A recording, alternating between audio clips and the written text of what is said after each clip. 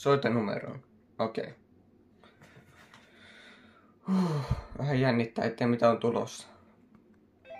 Jaa, meille soitetaan. Halo? Tule Hertankuja 1 kujalle. Joo. Okei. Viimeinen pelaaja on saapunut. Se käski mut kadulle. Mennään sinne. No niin, nyt mä oon täällä kadulla. Tuossa on joku hämärän näköinen tyyppi, mä kysyn siltä. Uskallakahan mä kysyä.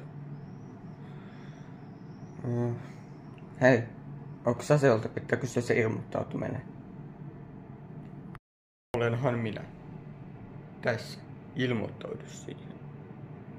Okei, kiitos. Mä allekirjoitin tän jo. Loistavaa. Piip. Mitä tapahtuu? Missäköhän mä oon? Mun kaikki tavarat on pöllitty. Peli alkaa 5 minuutin kuluttua.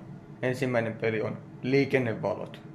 Kannattaisiko mun juosta vai kävellä niissä liikennevalossa? Kumpi on parempi strategia?